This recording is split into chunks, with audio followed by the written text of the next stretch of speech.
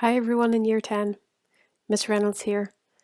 I'm delighted to be able to speak to you all, even if it can't be face to face just now. Usually, of course, I'd be speaking to you as a group in the hall at least twice before you choose your subjects for GCSE, and of course, we'd also have had a parent-teacher meeting where you and your parents or guardians could ask questions together about the information you've received. Mr. Grogan and I are very keen that you have the information you need to make effective decisions for you. And that part is really important, that the decisions you make are for you. And we're very keen for you to understand what that actually means. So let's start.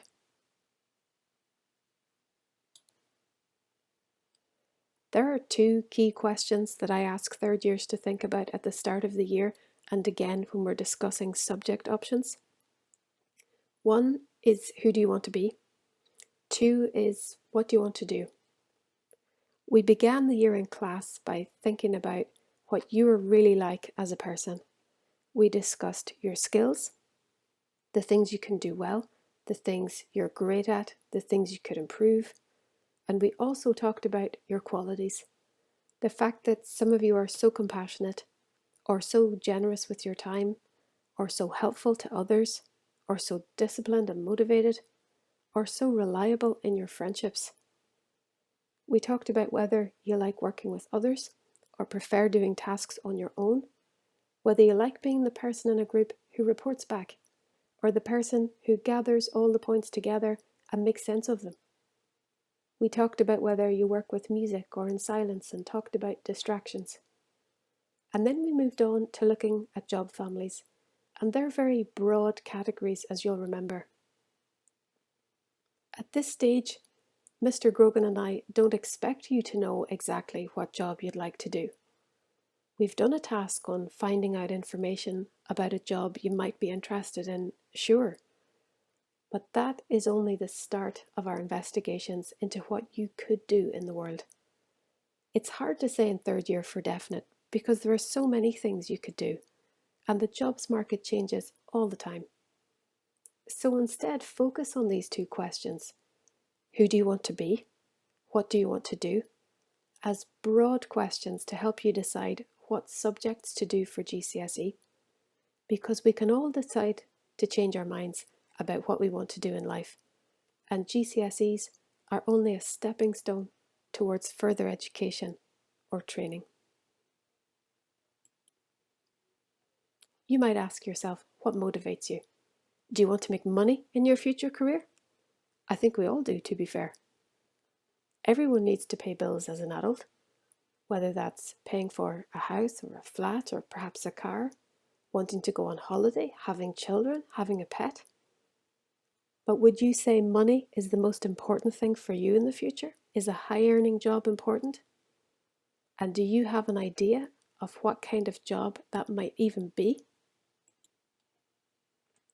Or would you say making other people's lives better is the most important thing? Look at the situation we find ourselves in now. Healthcare workers of every type have been trying to deal with the consequences of COVID-19 for a year. Many other sectors of our communities and industry have also contributed to bettering people's lives, whether that's through volunteering or their profession.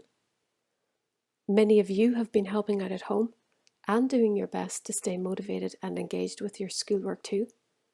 Is helping others something that motivates you? What about inventing a new product, like biodegradable wrapping for food that keeps food free from contaminants but which doesn't harm the environment in the way plastic can? What about designing a building that doesn't need heating in winter or cooling in summer? What technologies would we need to do that? How can we best generate energy in a sustainable and cost-effective manner that doesn't negatively impact the world around us? Or who wishes they'd been the person who invented the shark robot that collects plastic and other bits of rubbish from the sea?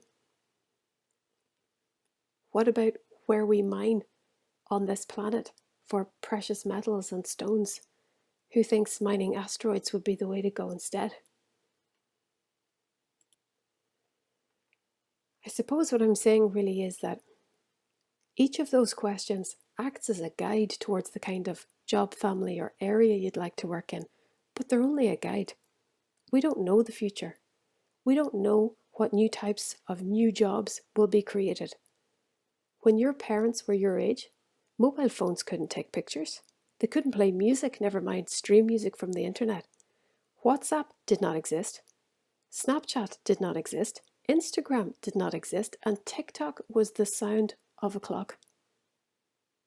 We don't know at this stage which of you will be the person to create a new product or service or set up a new business. So try not to worry about having all the answers to the future. We can only ever decide what is best for us now with the information we have now. When it comes to future-proofing our decisions, we can keep a few key things in mind, but we can never know today how we will feel in the future. So it's best to focus on what we do know. So what are some of those future-proofing ideas? The major one for me is about science.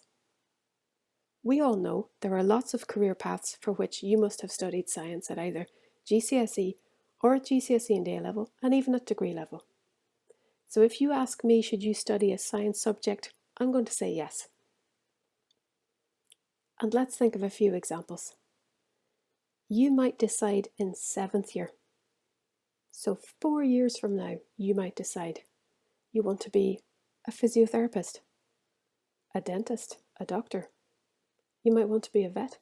You might want to be a radiographer. You might want to be a dietitian. You might want to work in food science. You might want to work in agricultural technology. And if so, the key thing all of those have in common is you must have done a science at least at GCSE. And one of the other things that people find out sometimes a little bit too late is if you decide in 7th year, you know what, I'd really like to be a primary school teacher and I would like to apply to do my training at St. Mary's or Stramillis, both of which are affiliated to Queen's University in Belfast. You don't want to find out in 7th year that you actually need a GCSE science to be able to apply for a Bachelor of Education degree through which you'd qualify to be a teacher.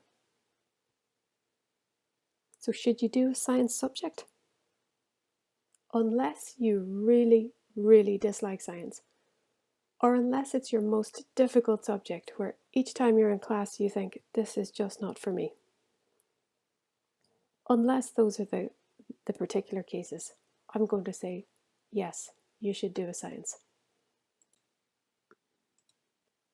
Another important question when it comes to future-proofing your choices is whether or not you should do a language.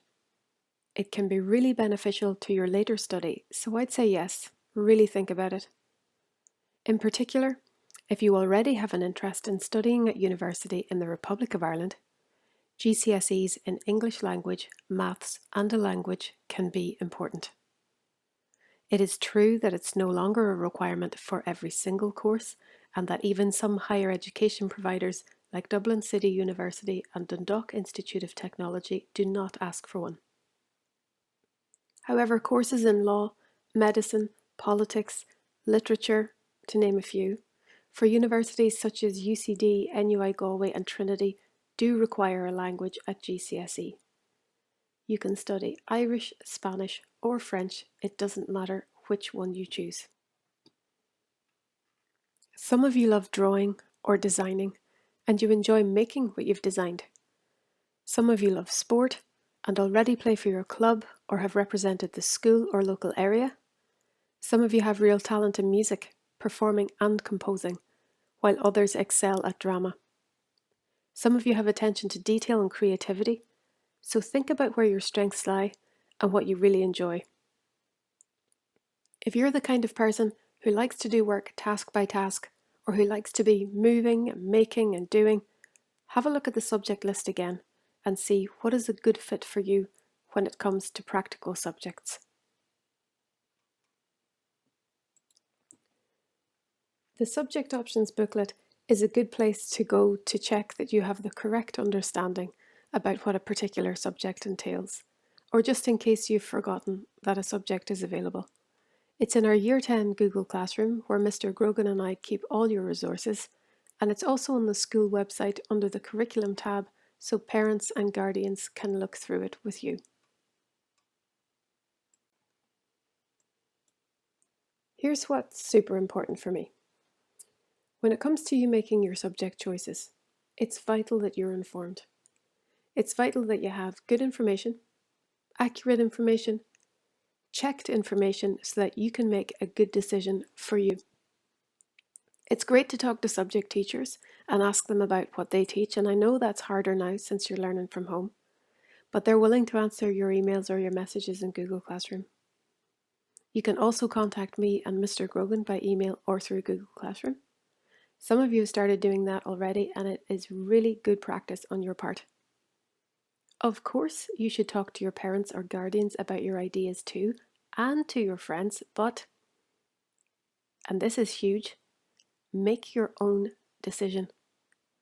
That can be easier said than done, and that's why it's also important to be brave. Some people won't understand your decisions, and that's okay.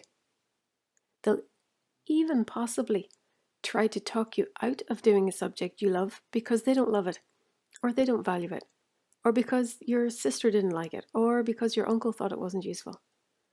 But here's the thing. You have to follow the timetable you choose for the next 2 years. You have to do the controlled assessments, the coursework, the practicals, the exams. You. Just you.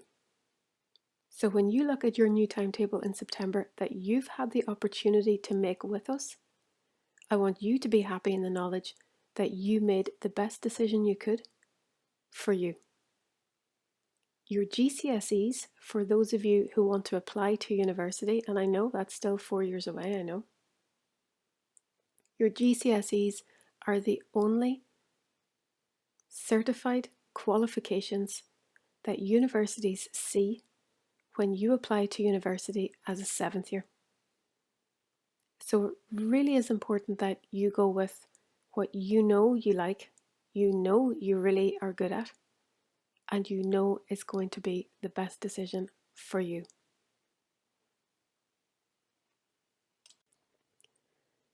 So what are we saying here? We're saying your GCSE grades are significant when it comes to university applications. Therefore, you need to be informed about what subjects are available, informed about what each subject entails, recognise and acknowledge what you're good at and enjoy, future-proof your options as much as possible by keeping some flexibility in your decisions, and be brave when asked to defend your decisions.